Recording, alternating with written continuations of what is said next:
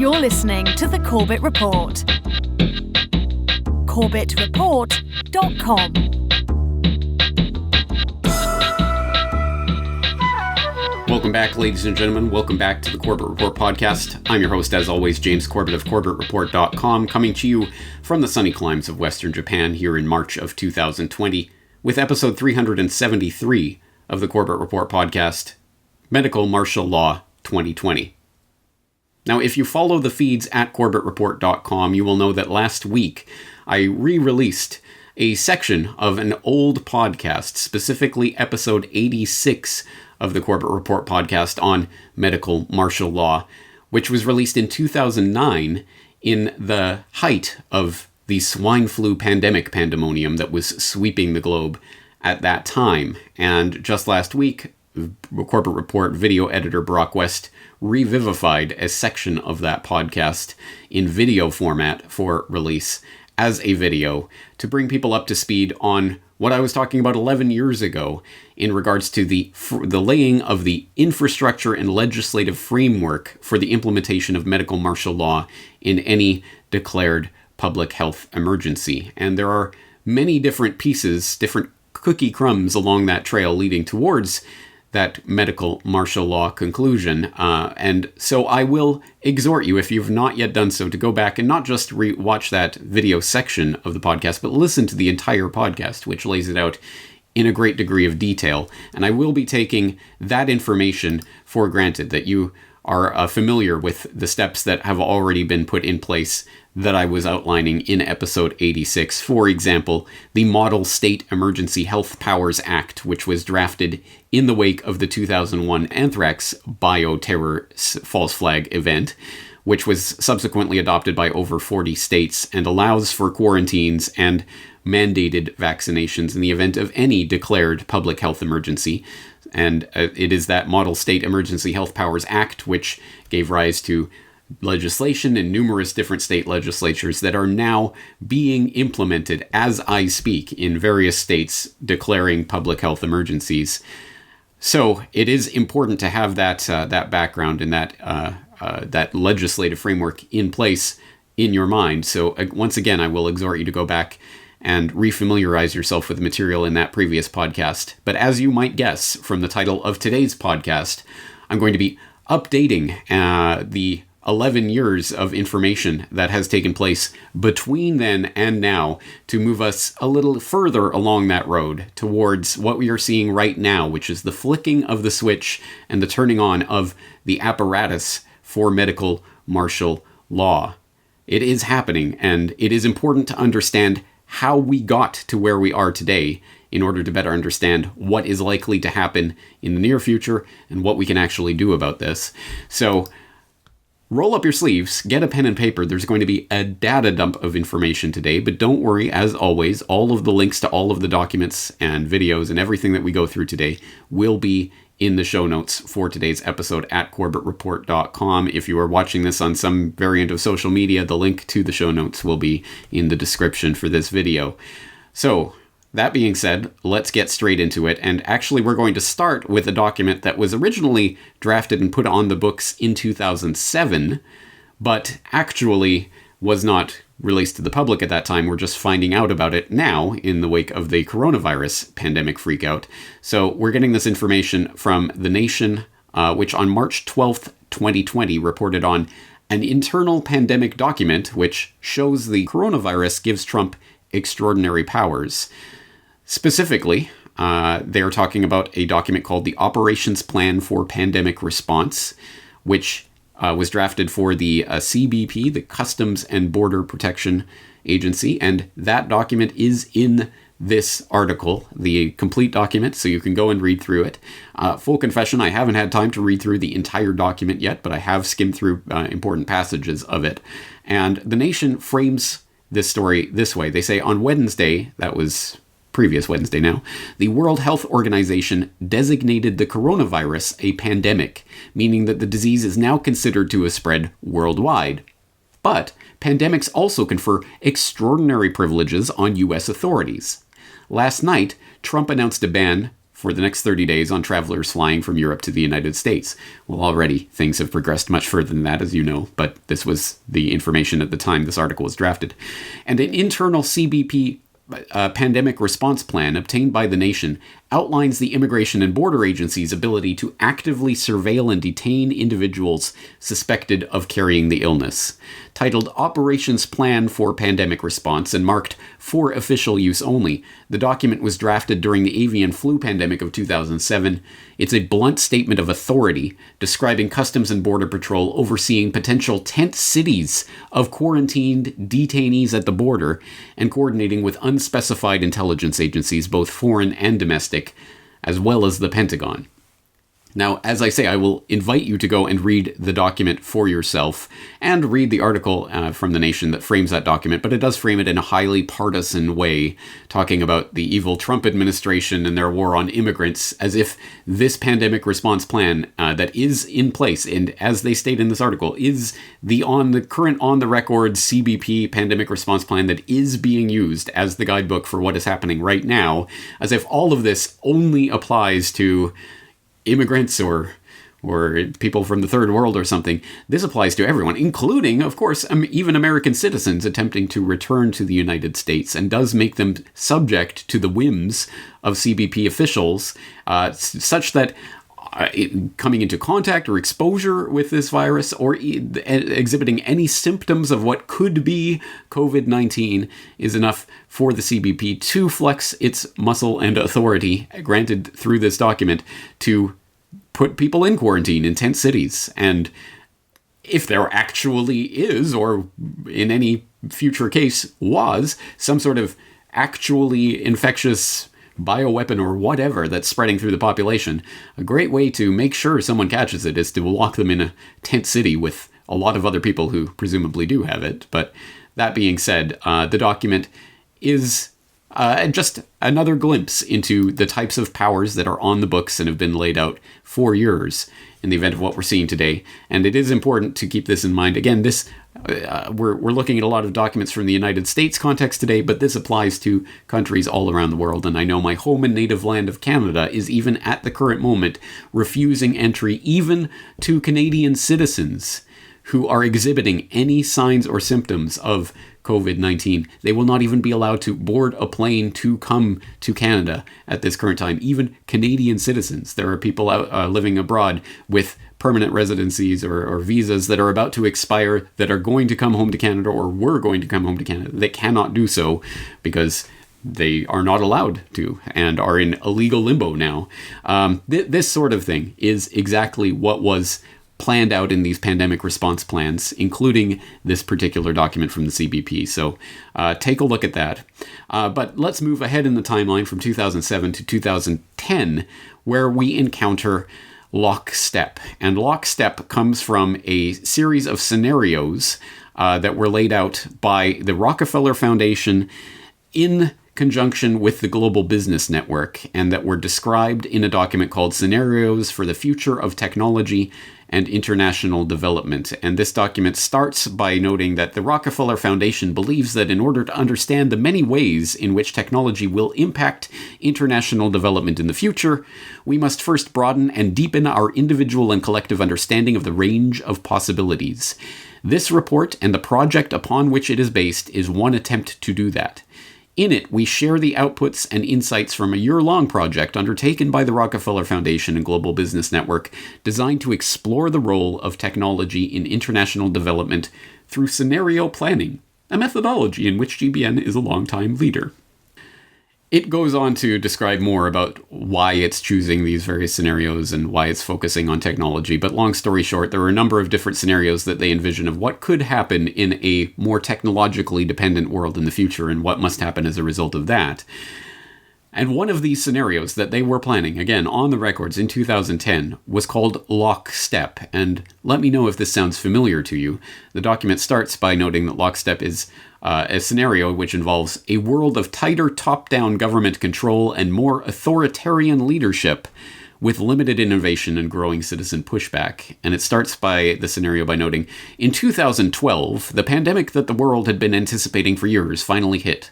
Unlike 2009's H1N1 swine flu, this new influenza strain, originating from wild geese, was extremely virulent and deadly. Even the most pandemic-prepared nations were quickly overwhelmed when the virus streaked around the world, infecting nearly 20% of the global population and killing 8 million in just 7 months, the majority of them healthy young adults. The pandemic also had a deadly effect on economies. International mobility of both people and goods screeched to a halt, debilitating industries like tourism and breaking global supply chains. Sounds familiar. Even locally, normally bustling shops and office buildings sat empty for months, devoid of both employees and customers. The pandemic blanketed the planet, though disproportionate numbers died in Africa, Southeast Asia, and Central America, where the virus spread like wildfire in the absence of official containment protocols. But even in developed countries, containment was a challenge. The United States' initial policy of strongly discouraging citizens from flying proved deadly in its leniency, accelerating the spread of the virus not just within the US, but across borders. However, a few countries did fare better. China in particular. The Chinese government's quick imposition and enforcement of mandatory quarantine for all citizens, as well as its instant and near hermetic sealing off of all borders, saved millions of lives, stopping the spread of the virus far earlier than in other countries, and enabling a swift post-pandemic recovery. China's government was not the only one that took extreme measures to protect its citizens from risk and exposure.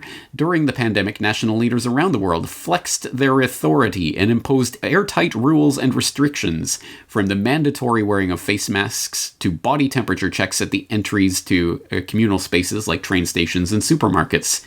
Even after the pandemic faded, this more authoritarian control and oversight of citizens and their activities stuck, and even intensified, in order to protect themselves from the spread of increasingly global problems, from pandemics and transnational terrorism to environmental crises and rising poverty.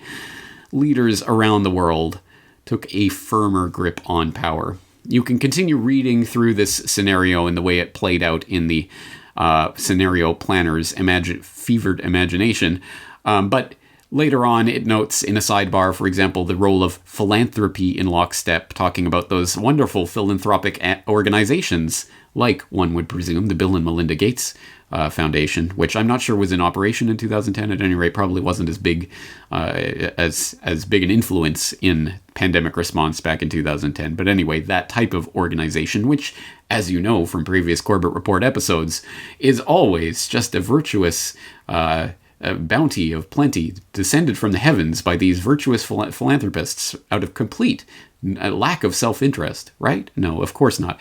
But it does go on to talk about how philanthropic organizations will face hard choices in the world of lockstep, and given the strong role of governments, they will require heightened diplomacy skills, and they'll basically have to more closely work with national official development assistance strategies to meet government objectives.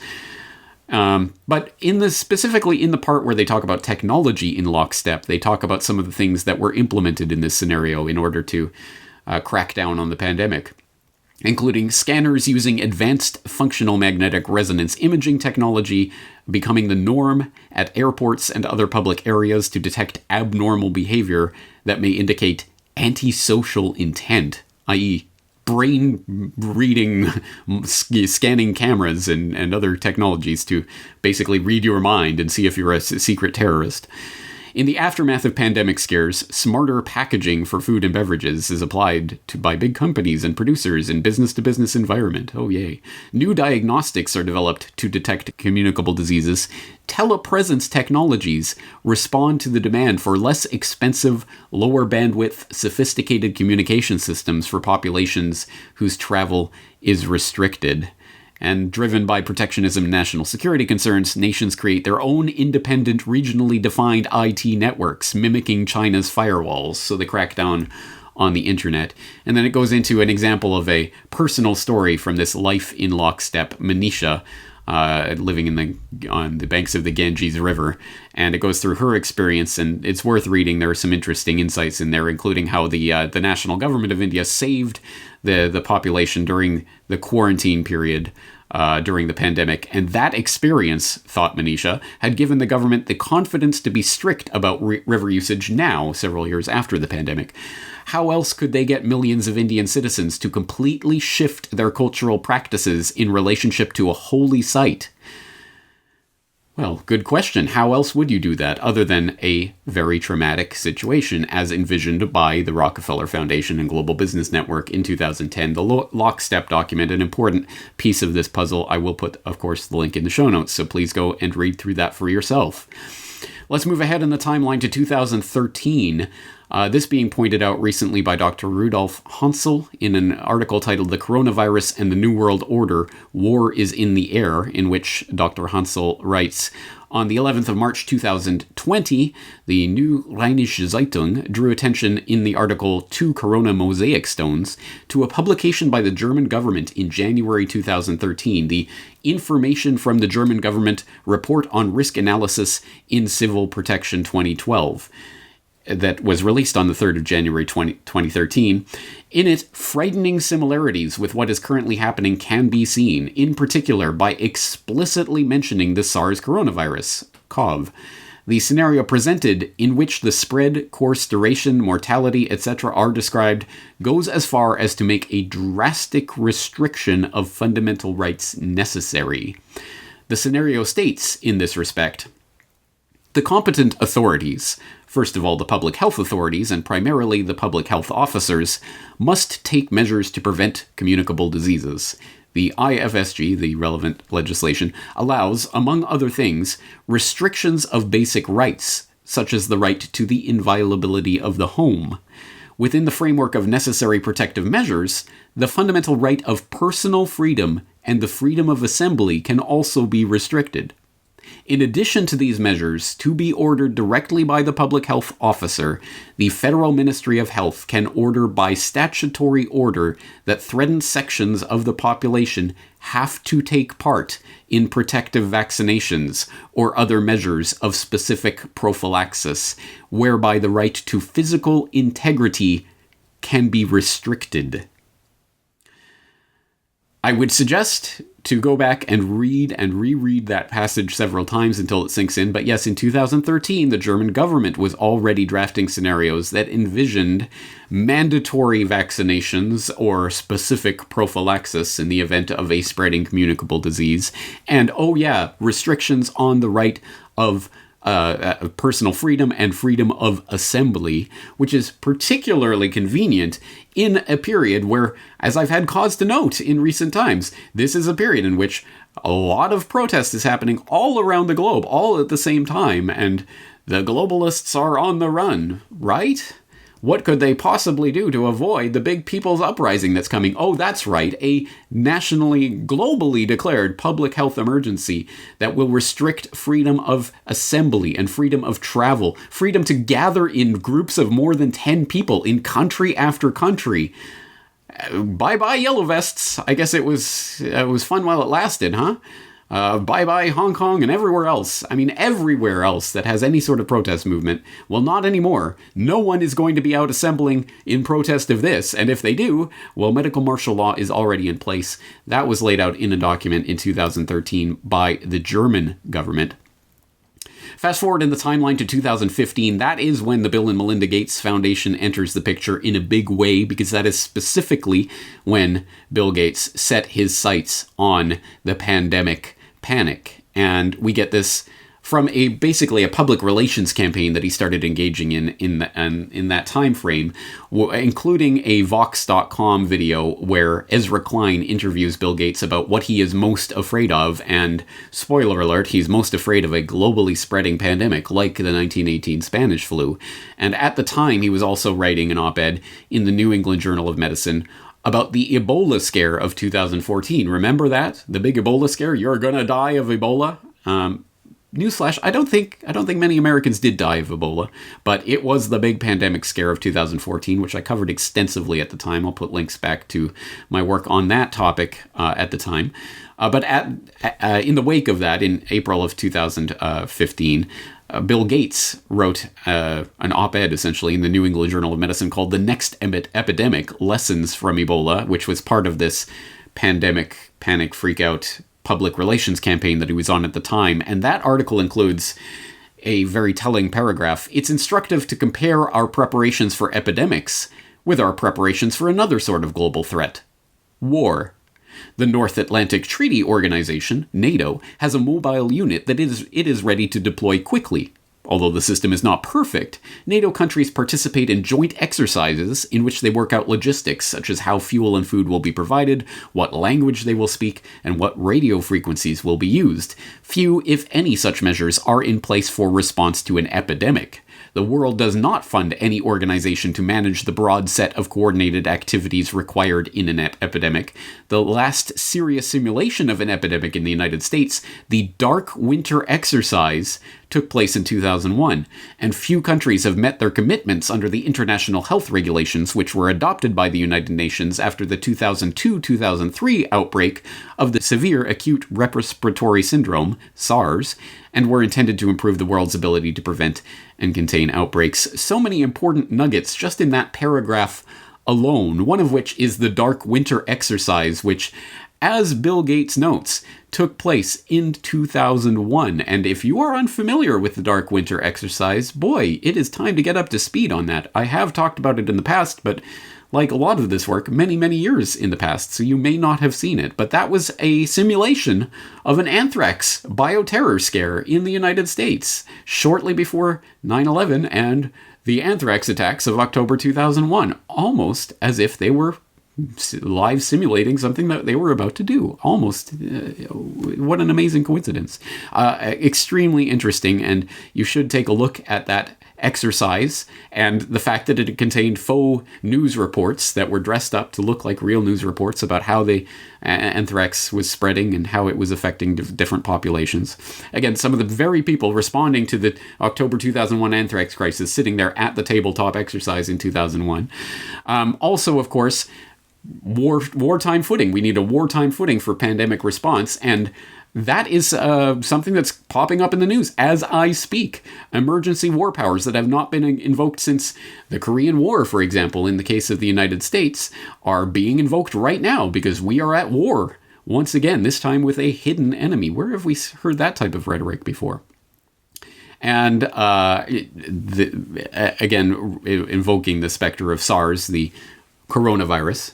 Of course, now we're dealing with SARS-CoV-2, the electric boogaloo. So a lot of things go back to this. It's an important article for people to read through to understand the Bill and Melinda Gates Foundation and their angle on this, the philanthropic organizations who are going to help to coordinate the international global response that will be necessary. This is, of course, what it always comes back to, because some people are saying this is the end of globalization as we've known it. This is going to upend everything. On the contrary, this is a fail-forward event in which the very globalist purveyors of the globalist ideology are going to push even further and even harder. We're going to need a global pandemic response agency that's going to be funded by all countries and is going to be able to subsume the national sovereignty of any given country as a result of what's happening right now. And that was, again, laid out by Bill Gates 5 years ago.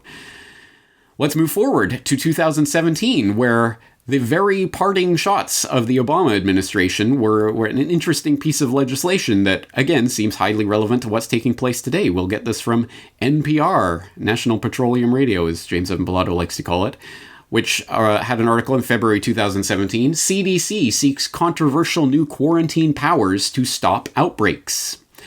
Federal health officials may be about to get greatly enhanced powers to quarantine people as part of an ongoing effort to stop outbreaks of dangerous contagious diseases. The new powers are outlined in a set of regulations the Center of Disease Control and Prevention published late last month to update the agency's quarantine authority for the first time since the 1940s. The outlined changes are being welcomed by many health lawyers, bioethicists, and public health specialists as providing important tools for protecting the public. But the CDC's increased authority is also raising fears that the rules could be misused in ways that violate civil liberties. The update was finalized at the end of the Obama administration and was scheduled to go into effect February 21st, but the Trump administration is reviewing the changes as part of its review of new regulations, so the soonest the changes could go into effect has been pushed to the end of March. Spoiler alert, yes, the changes went into effect, and there's obviously more ongoing right now with regards to the rules that are being written on the fly for pandemic response to the latest coronavirus freakout. But this was what was said into this books in 2017. Again, please go to the article to read more about the potential for violations of civil liberties. Oh, you don't say. Well, you do say, but of course, all of that is just preparatory, because all of that took place in the previous paradigm. Since 9/11, we have been living under the War of Terror paradigm, which has defined the economic, geopolitical, and domestic political reality that we have been living in one way or another. And that was palpable, absolutely inescapable for the first decade after 9/11, where, as was famously parodied in a number of places, Family Guy and elsewhere, simply saying 9/11 in a political speech was enough to get a round of applause. Terrorist, terrorist, 9/11, terrorist. That was the paradigm we were living under. Obviously, that has frayed in recent years. It doesn't quite have the same magical power to spellbind the public as it did just a few years ago. And that paradigm is now being replaced. We are now in a new paradigm. And that paradigm did not start in March of 2020 with this current implementation of the coronavirus freakout. No, it started before the coronavirus itself started transmitting amongst the human population, at least officially, to the extent that we actually know anything about the real origins of what's happening right now. No.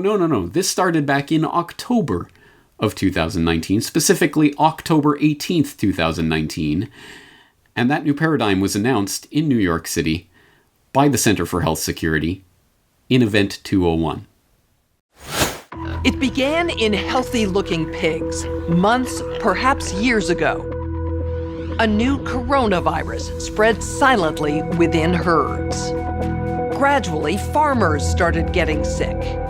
Infected people got a respiratory illness with symptoms ranging from mild flu-like signs to severe pneumonia. The sickest required intensive care. Many died. The mission of the Pandemic Emergency Board is to provide recommendations to deal with the major global challenges arising in response to an unfolding pandemic. The board is comprised of highly experienced leaders from business, public health, and civil society. We're at the start of what's looking like it will be a severe pandemic. And there are problems emerging that can only be solved by global business and governments working together.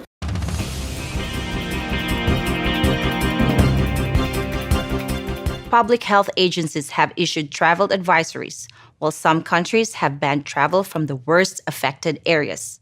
As a result, the travel sector is taking a huge hit. Travel bookings are down 45%, and many flights have been canceled. Governments need to be willing to do things that are out of their historical perspective, or for the most part, it's really a war footing that we need to be on.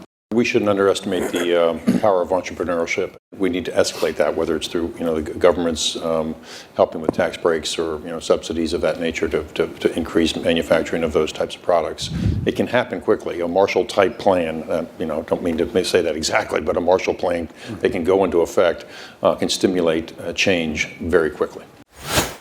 Now, as I'm sure you know, if you do follow alternative media, much has been said already about Event 201 and what was taking place there. If you're completely new to it all, I will put links into the video and to the website and to the press release and other materials that will give you a better sense of what Event 201 was and what it was attempting to do, at least officially speaking. And I will also provide links to the propaganda report, the propreport.com, which has done a special report about the Event 201 agenda, highlighting the recommendations, the call to action that was issued as a result of this tabletop exercise that was held in New York in October of 2019, involving some of the very players who are now in the front lines of this fight against the coronavirus pandemic that they themselves were simulating, exactly like Dark Winter. And that includes the heads of the US CDC and the Chinese CDC and others. The full list of participants will be linked in the show notes.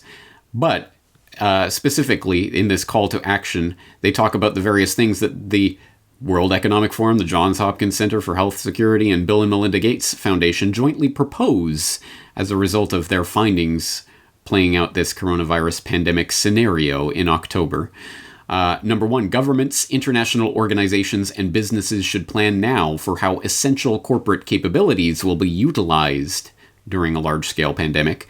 2, industry, national governments, and international organizations should work together to enhance internationally held stockpiles of medical countermeasures to enable rapid and equitable distribution during a severe pandemic. 3, countries, international organizations, and global transportation companies should work together to maintain travel and trade during severe pandemics. Travel and trade are essential to the global economy as well as to national and even local economies, and they should be maintained even in the face of a pandemic. 4, government should provide more resources and support for the development and surge manufacturing of vaccines, therapeutics, and diagnostics that will be needed during a severe pandemic. 5, global business should recognize the economic burden of pandemics and fight for stronger preparedness. 6, international organizations should prioritize reducing economic impacts of epidemics and pandemics. And 7, governments and the private sector should assign a greater priority to developing methods to combat mis- and disinformation prior to the next pandemic response. Please do go read through that full list. It's such reasonable things that, in light of what has happened since October 2019, it's absolutely amazing that they were able to foresee what was coming. And look, they had this perfectly amazing list of responses already waiting for something like this to come along so that they could shake their paper in the face of these world leaders and say, look, we told you so. Now we have the plan for exactly what you should do about this, including, as point number 7 in that call to action makes very explicit, the crackdown on what is deemed to be mis- and disinformation by the authoritative sources in the fact-checking world, no doubt, about the pandemic outbreak. And what are we seeing right now? As I just went over with James Evan Pilato in New World Next Week, all of the big tech companies are now actively coordinating and collaborating with the US government in order to crack down on coronavirus misinformation, which, oh, by the way, as a bug, Facebook just accidentally basically censored and blocked and removed every single article and post on coronavirus recently. But that was just a bug, folks. Don't worry, they're ironing out the wrinkles in that system, and it will all be better soon once they have the right censorship things dialed in properly. And of course, the WHO director did come out and say that what we're dealing with is not just a pandemic, it's an infodemic. So this has already been seeded into the popular imagination, and it was already sitting there waiting to be enacted by the Event 201 crew, who are the very ones coordinating the response to the real-life version of what they simulated. And just as a little extra nugget, because you cannot make this stuff up, one of the toys that they gave away at Event 201 to the people attending that event were plushies, coronavirus microbe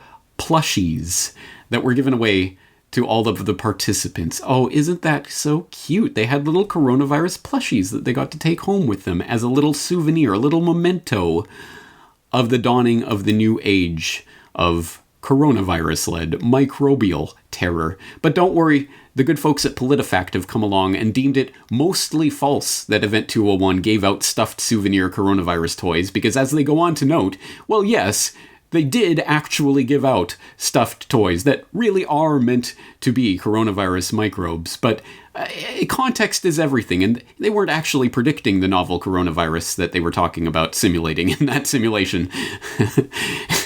Again, all of these fact checkers are parodies of themselves, but this is the framework that has been decided upon for censoring information on the internet from here on forward. So if you're hearing my voice, consider yourself lucky that you have found it at all, and who knows how long this type of message will be allowed to be spread on the internet via any sort of major platform.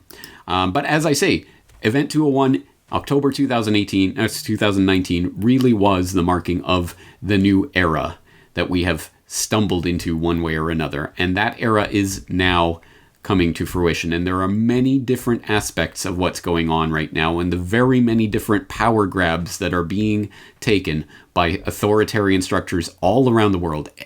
Just as after 9/11, every authoritarian in the world was happy to see that event occur, in the sense that it gave them carte blanche to call all of their enemies terrorists and launch a war upon them. Well, now the authoritarian structures around the world are benefiting from the massive power grab that is taking place right under our nose. And there are many different aspects to this, including the incredible steps that have just taken place just in the past few hours. As I'm recording this podcast, Trump taps emergency powers as virus relief plan proceeds, in which we are learning that a 70-year-old wartime piece of legislation known as the Defense Production Act is being put into place to essentially nationalize certain industries and services at the behest of the government to create medical relief supplies. Well, isn't this great? We can nationalize industry and make sure that it all works and functions in the way that we need in order to save lives, of course. That's what it's always about. Well, we will get more into the economic and other aspects of what's going on in future editions of this podcast, but today we're focusing specifically on the invocation of martial law and martial law type powers on the back of what is happening right now. And you don't have to go very far to see that that is exactly what is happening, even as I speak. Now, the epicenter of this outbreak, the city of Wuhan, has just handed over the first of 2 temporary hospitals to the Chinese military medical teams. In response to the worsening situation and ahead of an anticipated nationwide curfew, the IDF entered its highest state of alert, which practically means the Israeli military's emergency preparedness for war. The president of the region of Lombardy has said that he wants the military to be called in to enforce the lockdown, calling on people to stay at home. This is really the mantra that they're leading out to the public at large. This morning, emergency measures in New York. The state's governor deploying the National Guard to New Rochelle, a suburb of New York City, in an effort to contain a coronavirus outbreak there. Residents within a 1-mile radius required to stay within the area for a 2-week period. It is a dramatic action, but it is the largest cluster in the country, and this is literally a matter of life and death. Anybody can look at a map, and basically New Rochelle is a point where if you have the military, you can deploy them within 15 miles of each choke point. And then the city and Long Island are both landlocked. I am faced with the podcaster's dilemma of sitting here in March 2020 in the midst of an ongoing and unfolding story, the end of which I obviously do not know and cannot present to you. I can only present to you the slices of information that I have at my disposal as I'm recording this, which will undoubtedly already be out of date by the time you're listening to this, even if you listen to it as soon as I release it, let alone days, weeks, months, or years after the fact. So I can only give you a slice of the information that is at hand right now, but I can tell you that martial law and the specter of martial law is very much in the air in the United States and elsewhere, reflected in any number of stories that are trending on the news pages right now, the mainstream news pages, about what is martial law and is martial law coming to America. For example, we can get this from Fox Business. What is martial law?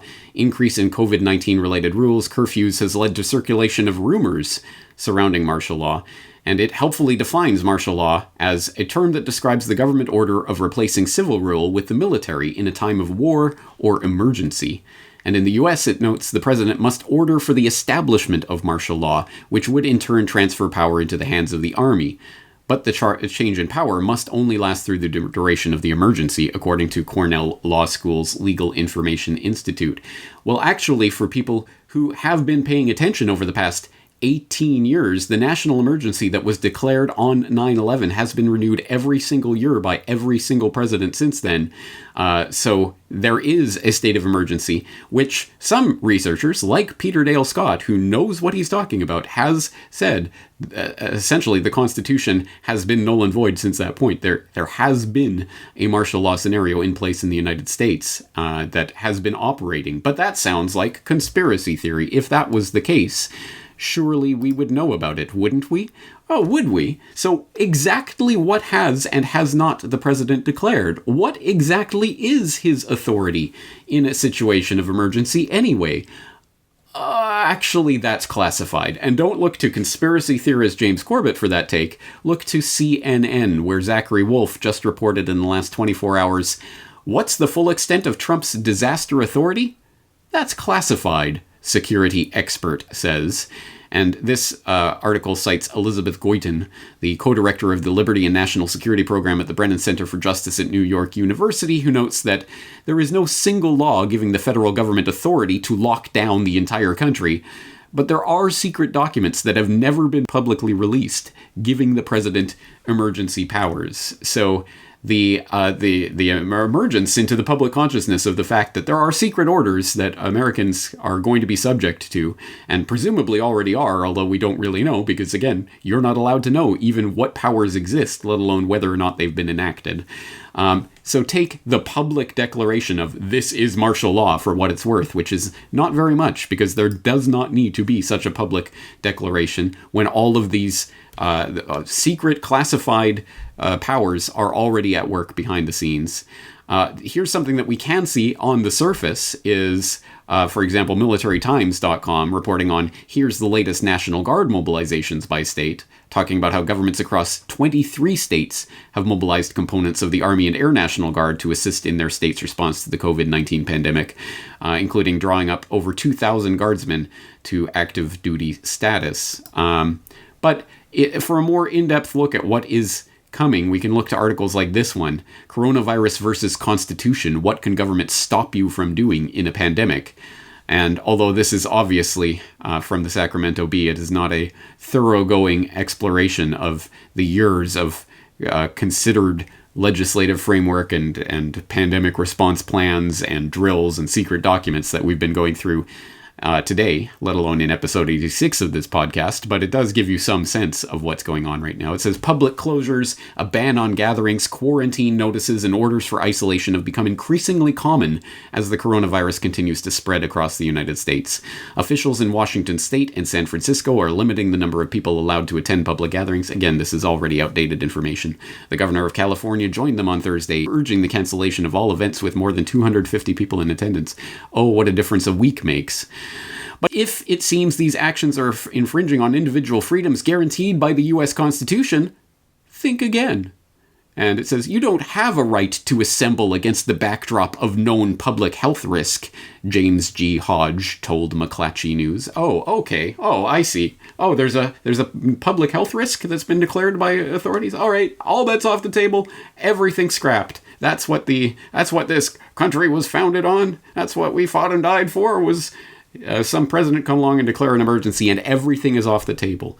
And please note that whatever takes place in the coming weeks, this is the precedent that will be used in the future. And even if you agree 100% with what is happening right now, that there is a real known public health risk that is threatening people and threatening lives, so it is absolutely necessary for the government to invoke these powers and take all your privileges and rights away, well, that will happen again and again and again. And just imagine if some duplicitous leader somehow or other got in some position of authority and used this pandemic panic button or any other button in the emergency button room to invoke these powers for their own political gain or purposes.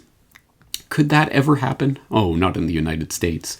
More pieces of this puzzle that we can put together at this point. For example, Politico last week reporting on how America's national security machine stares down a viral threat, noting how the National Security Council is coordinating the White House's response to this pandemic, has been in charge of it since mid-January. They are coordinating with the intelligence agencies and presumably with the military as well on emergency plans for what is coming.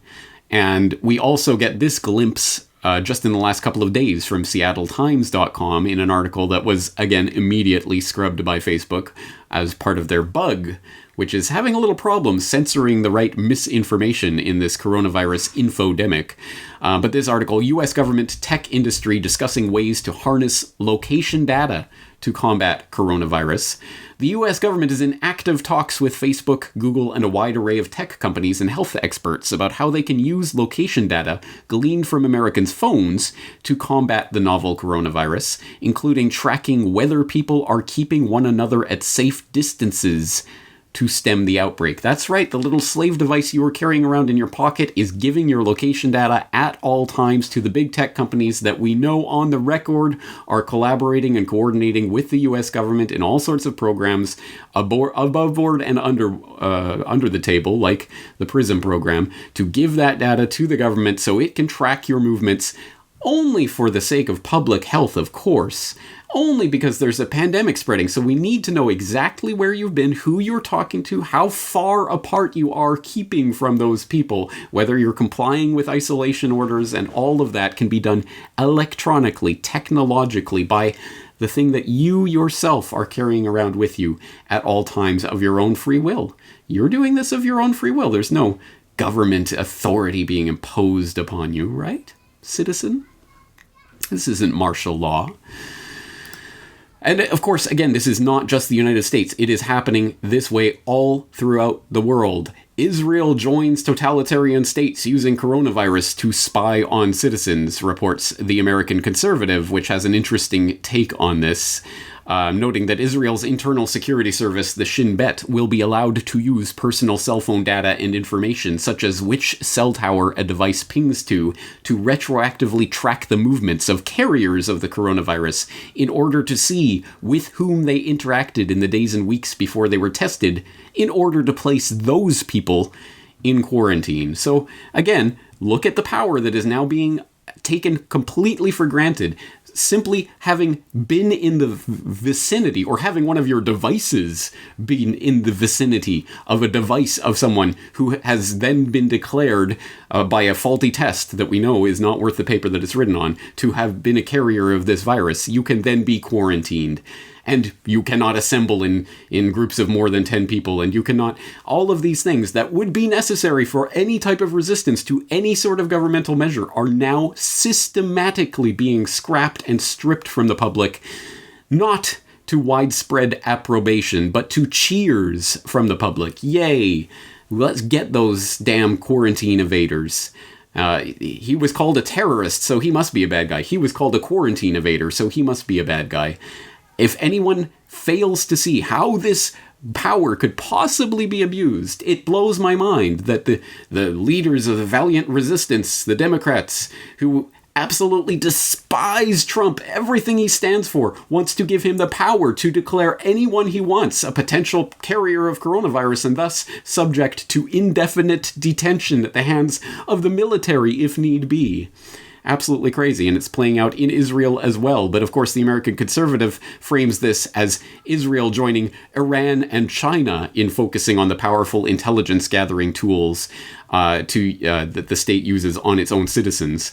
But it's interesting, this report from Barbara Boland, written shortly before she saw the report from the Seattle Times admitting the US government is doing the exact same thing as well. So it's not just Iran and China and Israel, it's every country in the world that can do so, presumably, is looking into this right now.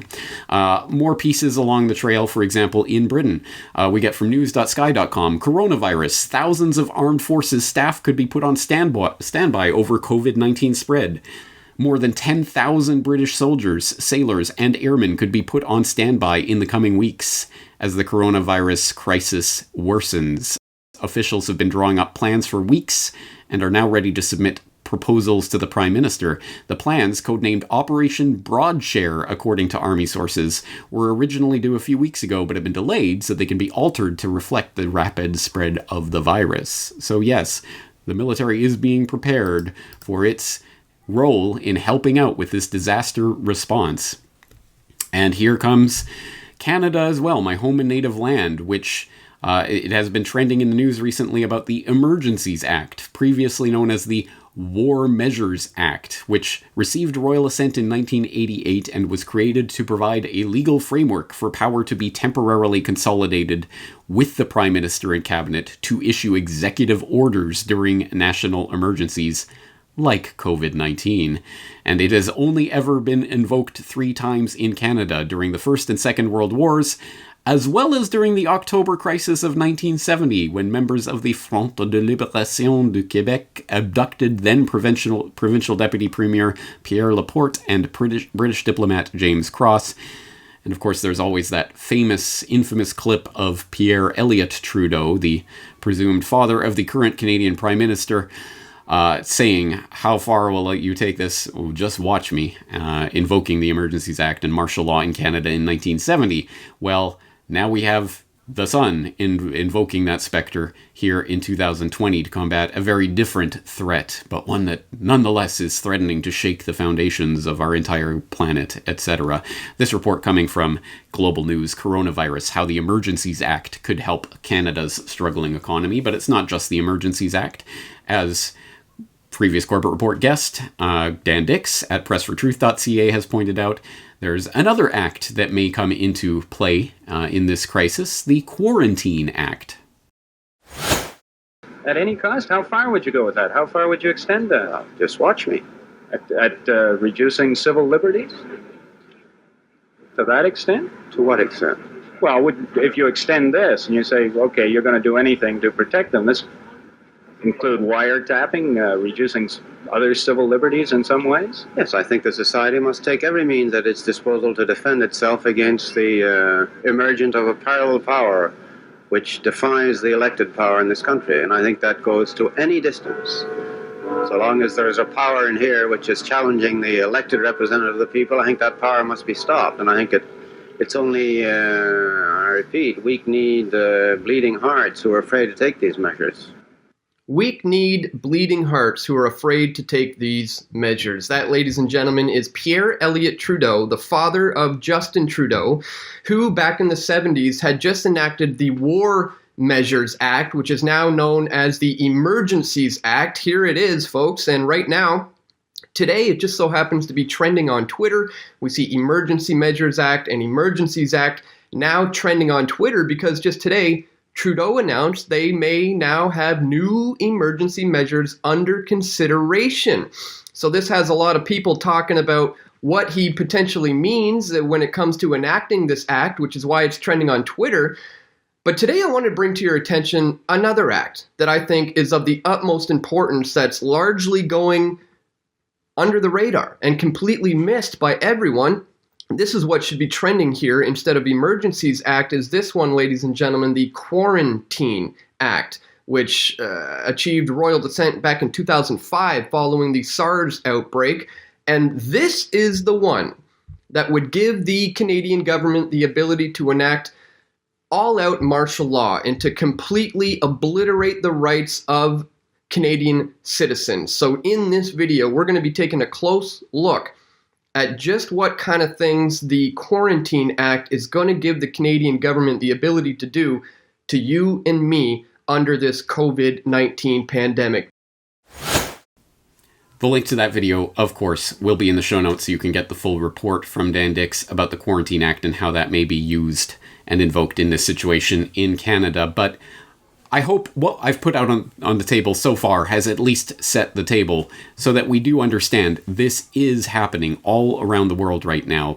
Military responses of various sorts, the type of martial law response is being readied in country after country after country. And it will look different in different countries and it will be implemented differently in different countries, but it is on the table and it is being readied now. And it is important to understand that what is about to happen is essentially a PR campaign for martial law. It is the softening of the public to the idea of martial law because the most likely scenario for the unfolding of this martial law crackdown will not be army officers with guns pointed in your faces shooting people's heads off in plain sight.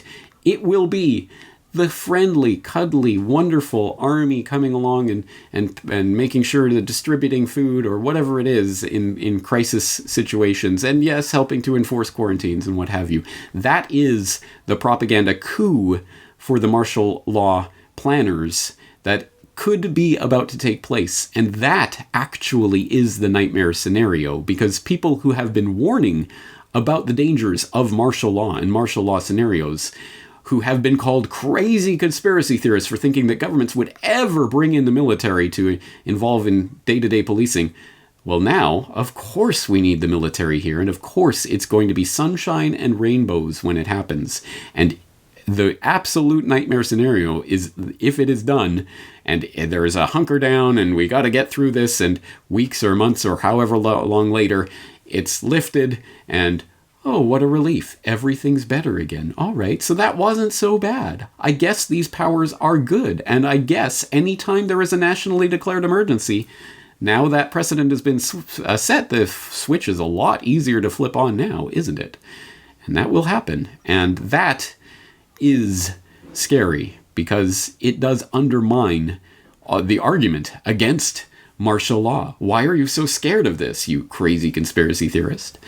This is an interesting propaganda phenomenon that I've noted before. In fact, most recently in a conversation that was just recorded with Charlie Robinson for a program that he does for Iconic that has not yet been released, at least at the time that I'm recording this podcast, but I will include a link to it when and if it does become available. But I'm just going to play a short clip from that conversation that we had along these lines to help you to understand what is happening and the propaganda coup that could be taking place right under our nose.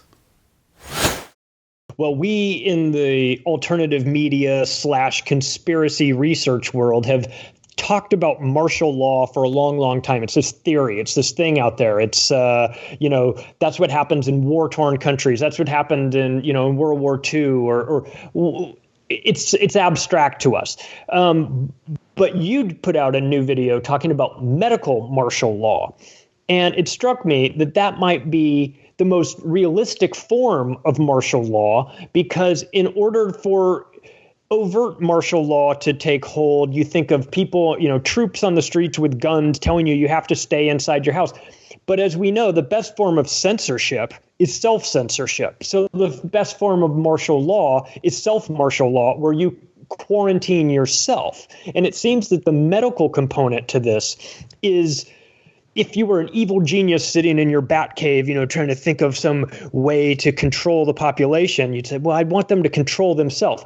They couldn't devise a better way of doing it than a medical pandemic, could they? This is just the blueprint for us demanding our own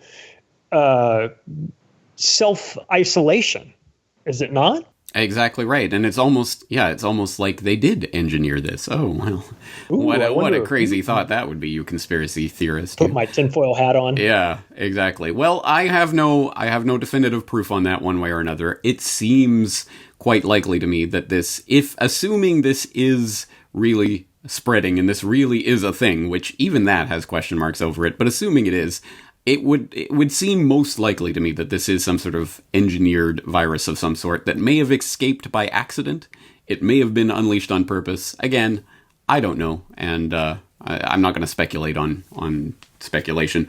But certainly, it is almost like this is a dream scenario for any would-be authoritarian that wants to flex the martial law muscle, because exactly as you said, this is kind of the nightmare scenario for people who are still concerned about what has still remained of civil liberties in our age. Even saying that seems almost, what are you talking about? That was so pre-9/11. Well, this is the new 9/11, and they're going to take even more away from what people have, the liberties that people have enjoyed hitherto. And precisely because it is coming on the back of this concern that is being, as I say, psychologically driven into the public to make them demand, to clamor for their own enslavement to a certain extent. And this is a phenomenon that I've noted before on the podcast. In fact, you say this is a new video that I've released about medical martial law. It is a new video, but it is actually the audio of a podcast that I did 11 years ago during the swine flu hype of 2009. Remember that? Yeah, I do. Oh, yeah. Yeah. And I was noting at that time that even then, for several years up to that point, they'd been preparing various legislative proposals and things for instituting medical martial law in the event of some sort of medical scenario, like the Public State Health Emergency Act, whatever the exact name of that is. But the model law that they drafted in the wake of 9/11 during the anthrax scare, that then they started passing in state legislature after state legislature all around the U.S. in order to basically codify and make sure that they had these emergency powers that they're now invoking. These things can take decades. Sometimes it'll be the infrastructure, the legislative framework will be laid decades in advance. And suddenly, once that switch is flipped, once the lever is pulled, suddenly people are like, oh, I didn't know this even existed. Yeah, it's been there for decades, and some people have been warning you about it. In fact, I note with some bemusement that I think the second or third most popular video that I have ever done on my YouTube channel, over 2 million views, I believe, was about martial law. It was about the U.S. Army prepares to invade U.S., which is a video that I did back in 2008, before the 2008 selection cycle played out. And it was talking about the moves that had been made through decades, really. Reagan, Clinton, Bush 1, Bush 2, all of these regimes had implemented various variations on setting the framework for martial law, preparing for martial law, doing martial law exercises, training American troops to go in.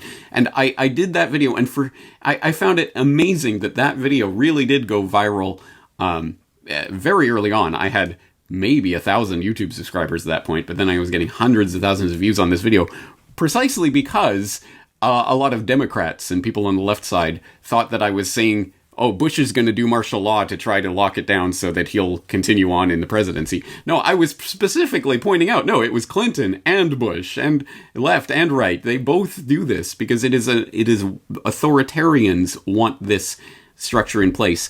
And as you say, medical martial law is the most insidious way to do it because it will have popular support. This is a point that I've tried to make before, and I think people were incredulous about. When martial law arrives, most people will be cheering. They will not be jeering. And precisely because we are now being conditioned with the stories of this man was diagnosed and then he went out and went shopping, and so they had to lock him in his home, and everyone's like, yeah, lock that bastard up. We are being trained right now with stories like that you better believe there is an agenda to reporting on things like that, and in that way to get people on board with the idea of medical martial law. And my nightmare scenario that I almost even hate to put out into the world, because I don't like to put these ideas out there, although I know that the would-be social planners already have them in mind, is that what we are looking at, could be the absolute ideal, perfect way to implant the martial law idea in the public's mind. Because imagine this scenario. The viral freakout right now, from what we know, is 100% overblown. Yes, there is sure, if you're an octogenarian with a lung condition, definitely, you want to stay safe and all of that. I'm not trying to downplay that. And some people will get sick, some people will die, but this is not the Black Death. This is not the end of the world, at least from what we've seen so far, unless there's some sort of, second wave to this that's been bioengineered, whatever. I don't know about that. But from what we've seen so far, this is obviously overblown. So imagine this. Imagine we go into martial law lockdown scenario, National Guard out. We have these stories about these brave martial law, National Guard soldiers making sure people stay in their homes, and they deliver the food and whatever, there was this emergency over here, but they took care of it. And then after a few weeks of this, whatever it is, enough obviously to get people conditioned to it, the veil is lifted, martial law is over, we've ridden out the storm, the worst is over. Suddenly the reporting goes from, this is Black Death, you're all gonna die, to, okay, it's still here, but it's now under control and we've got it taken care of. Imagine that scenario plays out. And everyone who now tries to say martial law and, they're coming, troops will be on the streets, will be looked at as, oh, you silly conspiracy theorists, there was martial law and it was fine. Imagine that scenario playing out, because that will be the ultimate, 100%, the greatest propaganda coup for the the authoritarians there ever could be. Yeah, martial law happened, and it was okay. It wasn't, we had to hunker down, but we all stuck through it, and it was all right. And in the end, they went away, and everything's better again. So they have these martial law powers on the books. It's happened before. The precedent is set. It's there forever. Their power that they can take at any time. As soon as they drum up fear into the public, people will dutifully lock themselves in. It's a propaganda coup that could be taking place right now, and I fear to see that because, again, our ability to get people concerned about the very real loss of fundamental liberties that is taking place right now will be vastly undermined. They'll cut the legs out of all of us conspiracy realists who have been warning about this for years, and will want to warn people about how this power could be abused. Again, it's a horrific situation because it works so well for the propagandists and the authoritarians. The very first step in solving any problem is to admit that there is a problem. And usually you wouldn't think that that's very difficult to do, but it is nonetheless a fact that in any time of great crisis or adversity, a trick that your own brain will pull on you in order to give you a false sense of security is to normalize the situation. There's no crisis, there's no emergency, everything will go back to normal in a few weeks and we'll continue on with our lives as they were before. Do not normalize what is happening here. This is not normal. Medical martial law, troops on the street, internal passports and checkpoints, orders to shelter in place, permission to leave your home, enforced quarantines and isolation, business closures, nationalization of industry, collapses of economies. This is not normal. This is a crisis, and we have to recognize it as such. The calm, rational, measured response to finding out that your house is on fire is not to sit there and pontificate and wonder what things will be like for a few hours from now. No, it is to get out of the house and to start pouring water on that fire. You have to do something, but the very, very first step is to realize that there is a problem. So do not normalize, do not give in to the temptation to normalize the absolute craziness that is happening right now. Realize that this is the perfectly logical end result of decades of carefully laid infrastructure for the implementation of a medical martial law situation. And what is happening right now are powers being accrued by authoritarians that will never be relinquished. Once these powers are put in place and the precedent is there, even if the emergency is released and everything goes back to normal a few weeks from now, it will be a new normal in which any authoritarian at any time will be able to press the panic button to cause pandemonium in the public and to reclaim all of these emergency, temporary measures that are being claimed right now. This is a big deal, and we do need to be concerned about it. Now, the very first step, as I say, is to admit that there is a problem. The second step, once you understand that there is a problem, is to inform yourself about that problem, the history of that problem, where it came from, and what you can do about it. And on that note, there are going to be lots of notes in the show notes for you to go through, lots of links to articles and videos and other things that will help to further inform you about this very important time that we're living through. And as always, one of the greatest resources that we have is each other, which is why I wholeheartedly exhort the Corbett Report community to come together. Members, Corbett Report members, please leave your experiences, your thoughts, your observations, your links, your research in the comment section at corbettreport.com. We need to learn our way forward on this together. But it all starts from admitting that this is a crisis. There is an emergency situation happening right now. And the calm and rational and measured response to an emergency situation that is happening around you is to let others know there is a problem here. Do not normalize this. This is not normal. We are heading into medical martial law. On that note, I'm going to leave it here today, but obviously no single podcast can encapsulate all of the crazy information that is pouring forth through the news feeds on an hourly, if not minutely basis at this point.